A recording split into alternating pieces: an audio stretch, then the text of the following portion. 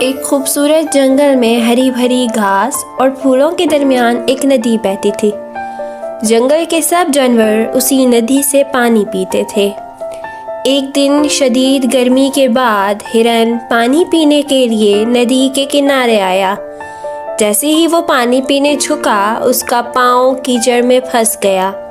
ہرن نے بہت کوشش کی مگر وہ خود کو نکال نہ سکا۔ ہرن بہت زیادہ پریشان ہو گیا اور مدد کے لیے زور زور سے آوازیں دینے لگا۔ پاس ہی میں ایک ہاتھی گھاس کھا رہا تھا۔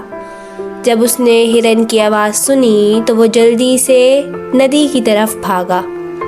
ہاتھی نے دیکھا کہ ہرن کیچڑ میں بری طرح پھنسا ہوا ہے۔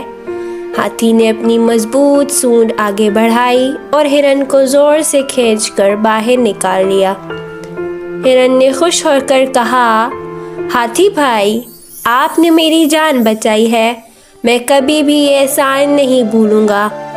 ہاتھی نے مسکراتے ہوئے کہا، دوستی میں احسان نہیں ہوتا، ہاں اگر میں کسی مشکل میں ہوں تو تم میری مدد کر سکتے ہو۔ کچھ دن گزر گئے۔ ایک دن شکاریوں نے جنگل میں جال لگا دیا اور ہاتھی اس جال میں پھنس گیا۔ ہاتھی نے بہت زیادہ زور لگایا مگر وہ اس جال سے نہ نکل سکا۔ وہ زور زور سے آوازیں دینے لگا۔ ہرن نے ہاتھی کی آواز سنی تو فوراً وہاں پہنچا۔ اس نے اپنے تیز سینگوں سے جال کاٹنا شروع کر دیا۔ تھوڑی ہی دیر بعد جال ٹوٹ گیا اور ہاتھی آزاد ہو گیا۔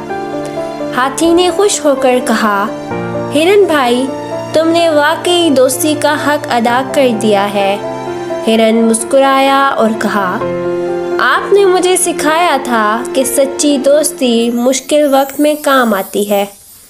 سبق: سچی دوستی ہمیشہ مشکل وقت میں مددگار ثابت ہوتی ہے۔